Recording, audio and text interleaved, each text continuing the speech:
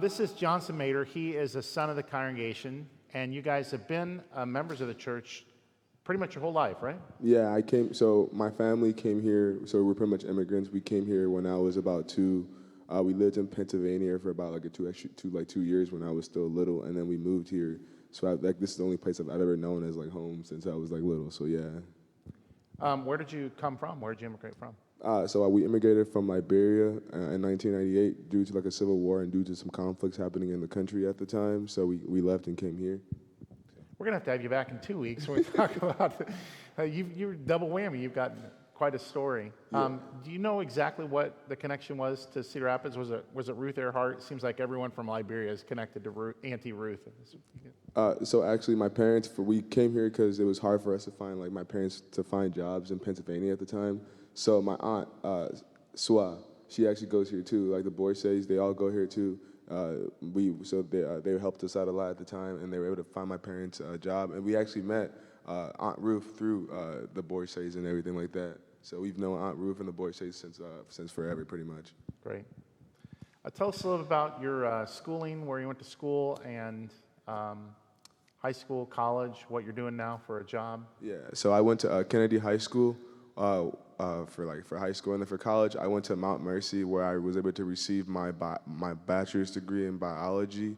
And then currently, right now, I work at IDT DNA Technology, which is it's IDT, but it stands for Integrated DNA Technologies. And pretty much what we do there is we manufacture and mass produce DNA for like COVID tests and other things like that. And that's down in Coralville, right? Yep, that's down in Coralville. You are one smart dude. That's I got to hand it to you. I just went to University of Iowa for communications, but man, you're killing it. Mount Mercy and IDT, that's just fantastic. We're very proud of you for that. Mm-hmm. So we want to talk to you about, we're talking about God's diversity and the diversity of skin colors and cultures and backgrounds. Obviously, you and I, Johnson, have much different upbringings, so I want to learn a little bit about yours. Can you tell me what it was like growing up as a person of color in Cedar Rapids, Iowa? Yeah, I mean, it was the same as everybody else growing up at the time, but I mean, I started to notice like the differences more as like I grew up and started to see like the differences of how people treated me and versus like how people would treat some of my friends of like some of my white friends. Like for example, like sometimes I would get followed at stores and I was just there just shopping because of my color. And other times, like just simple things like that I never noticed when I was like 5 or 6. But as I started to grow up more, I started to like notice these like differences between like how I was treated versus some of my friends and other things like that. But Stewards is a shop, is a store. uh-huh. So the store employee like literally followed you around? Yeah, well, so like they used to try to make it undercover, but I knew like they'd be following me around and stuff because I was just shopping and there would be a person like at every corner and I would just keep seeing the same person just following me around and stuff like that. I'm like, I know you're following me, like I don't got nothing to hide, so I would just walk away at that time. So like there's certain stories that I don't even go into anymore because I've kind of felt like they like wronged me or like they try to like put me in like to certain like issues that I just really didn't need to be. So I just kind of try to avoid those stories sometimes now. So I'm assuming that the person was following you because they were suspicious because of your skin color. Yeah. How does that make you feel inside knowing that it's just because your outward appearance that this is happening to you and not someone else? Yeah. So like at first it used to like bother me a lot. It used to get me down and stuff like that. And then like I said, I found some friends. I talked to them. I would always talk to them, talk some of this stuff out with them, and really I was able to ease my mind. But at first it used to give me really a hard time. It used to be like weighing on my mind a lot, and I didn't used to like it at all. So I'll definitely say I never used to like it. It used to be very, very hard on me at the time, mm-hmm. Especially like as a high school student. Like you're not really knowing how to deal with any of this stuff too. So. What do your parents or your aunts and uncles, what do they teach you or tell you about all of that? Do they give you any advice? Well, yeah. So my parents, they're really huge with like giving me advice. They just tell me just always keep your head up. Just sometimes it's better just to walk away than to like to force yourself or to get in trouble for something. Because at the end of the day, I'm a person of color, so the legal system kind of tends to take it a little bit more harder on me than it does on like people of like non-color and stuff like that. You mentioned you had some stories there that you don't like to talk about anymore because they're too challenging. Is there anything that you could just today maybe open up for us and share one of those experiences? What? Well, I mean, this is that. So it was back when I was in middle school. Well, looking back at the issue now. So we were when we were little, we used to like walk through like Mercy Hospital and everything like that to go play basketball. So one day we walked through Mercy Hospital. We never went even through the cafeteria. It was me and all my friends. We were all of color. We never walked through the cafeteria or nothing like that. Anyway, so the next day comes, and the school gets a call from McKinley. They get a call to McKinley saying there was a group of black boys there who all walked through the cafeteria and stole breakfast at the time. And it was funny because at the time it was like 3 o'clock during the day, so we were like, how can we steal breakfast during the day?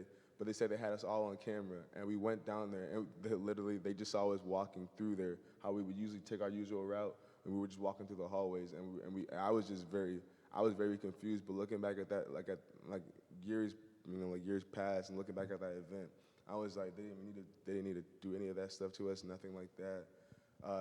It was just, I was just really surprised at the time, though. I was like, we didn't do anything wrong. Sure, I didn't understand what was going on. I didn't understand why they were even calling us down, nothing like that. But they let us go, and then they told us that we just need to behave better. But we were like, we didn't do anything wrong. Right. Yeah. How can you behave better when you're just walking through a hospital? Yeah. A lot has been made over the last couple of years with, I'm sure you watched the George Floyd video that we've all watched. It's just horrific. And then some other kind of negative examples with police officers. I try to make this clearly as possible. I know you're in worship on Sunday, but I love our police and I'm a huge supporter of our police. But it's just disheartening to see a few bad apples like that kind of spoil the whole bunch. Have you had any interactions with police, or have they been positive, negative?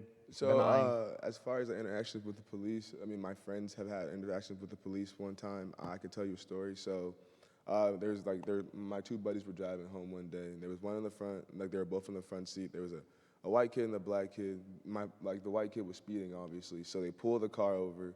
They take both of them out the car. And my one friend, who's a black friend, he gets searched for like 5 minutes. They call a backup to search my black friend. They make sure he doesn't have any weapons in his backpack, nothing like that. And he was the passenger, and then the driver who was driving the car, he only gets searched for. He was a white kid. He only gets searched for like 5 seconds, and then they said, "Okay, you're good to go," and then put him right back in the car while they still continue to search my black friend for a gun, for weapons, and he literally had nothing on him. They called backup and everything too. So So when they told me that story, I was like, there's not much you can do about that right there, man. So that was one of the stories. Is there anything, Johnson, about your experience being a person of color that you'd like us to know about you? Maybe there's something that's not so obvious?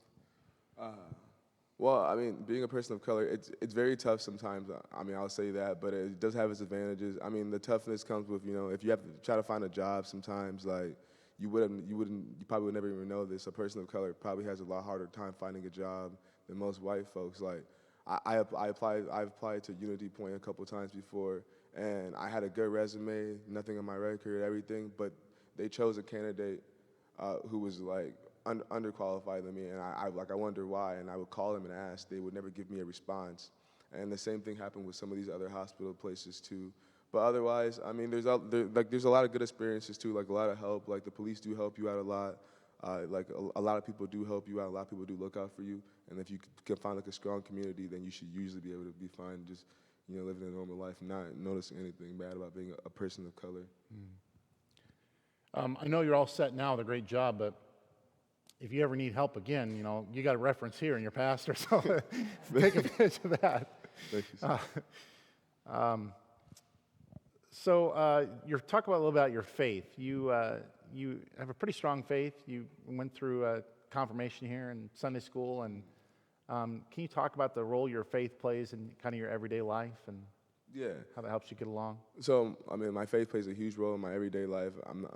As I said before, I've been wrong a lot of times. I've had to pretty much take a lot of stuff from people. So pretty much like just having someone to talk to, having a place to lean on, that does help a lot. And having a family and a strong faith in God and being able to speak to somebody when something's going wrong, it does help. Because I mean, there has been a couple times where I have prayed and asked them exactly what to do, and usually the answer does come along. So that does help a lot. Finally, then, what brings you joy day to day in your life? I guess so. I guess spending time with like my like baby cousins, because they're usually pretty they're pretty funny. I'll say that. They don't tend to like me a lot, but They don't like you? Nah, I like them more than they like me. How old are they? So one's 4, the other one's like 2. So yeah, and then just spending time with my family and just working out and stuff like that, pretty much. So that's pretty much what brings me joy in my life daily. As I gave you some questions, kind of prep you, is there anything I may have missed that you want to share about your experience or your life and with your church family? I mean, not at all. I mean, like, this church actually has helped my family out a lot. Like my family has gone through a lot of struggles. Aunt Ruth back there, she's helped my family out tremendous. Pastor K, before she passed away, when we first came to this church, she used to, anything we needed, Pastor K was right there to give us a hand. Yeah. Pastor Dan also, like, without this church, I mean, I'm pretty sure my family wouldn't be where we are today. All right. Well, thank you, Johnson. Will you help me thank Johnson for interviewing with us? Yeah. Appreciate it. Thank you.